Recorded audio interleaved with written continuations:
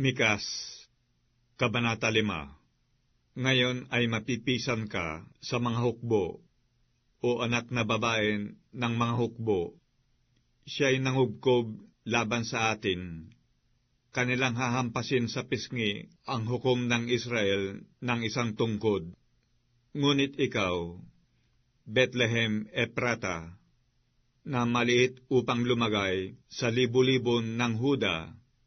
mula sa iyo ay lalabas sa akin ang isa na magpupuno sa Israel, na ang pinagbuhatan niya ay mula ng una, mula ng walang hanggan. Kaya't kanyang ibibigay sila hanggang sa panahon na siya na nagdaramdam ay manganak. Kung magkagayon, ang nalabi sa kanyang mga kapatid ay babalik sa mga anak ni Israel, at siya'y titindig at magpapakain ng kanyang kawan sa kalakasan ng Panginoon, sa kamahalan ng pangalan ng Panginoon niyang Diyos. At sila'y mananatili, sapagkat ngayon siya'y magiging dakila hanggang sa mga wakas ng lupa, at ang lalaking ito ay magiging kapayapaan natin. Pagka ang taga-Assyria ay papasok sa ating lupain, at pagka siya'y tutungtong sa ating mga palasyo, tayo nga'y magtitindig laban sa kanya ng 7 pastor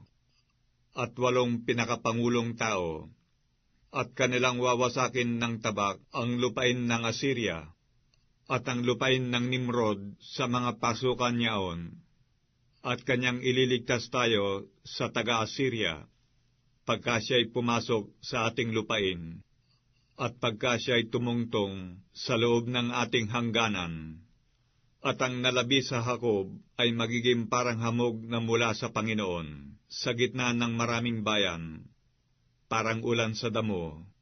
na hindi naghihintay sa tao, ni naghihintay man sa mga anak ng tao. At ang nalabi sa Jacob ay magiging sa gitna ng mga bansa, sa gitna ng maraming bayan, na parang leon sa mga hayop sa gubat, na parang batang leon sa mga kawan na mga tupa, na kung siya'y dumaraan ay yumayapak at lumalapa, at walang maligtas. Mataas ang iyong kamay sa iyong mga kaaway, at mga hiwalay ang lahat ng iyong mga kaaway, at mangyayari sa araw na yaon, sabi ng Panginoon, na aking ihihiwalay ang iyong mga kabayo sa gitna mo,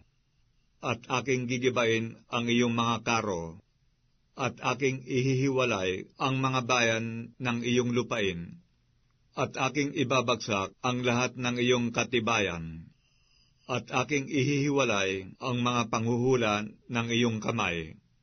at hindi ka na magkakaroon ng mga manghuhula, at aking ihihiwalay ang iyong mga inanyuang larawan at ang iyong mga haligi mula sa gitna mo, at hindi ka nasasamba sa gawa ng iyong mga kamay. At aking bubunutin ang iyong mga asera mula sa gitna mo, at aking sisirain ang iyong mga bayan, at ako'y mag-uukol ng paghihiganti sa galit at kapusukan sa mga bansa na hindi nangakinig,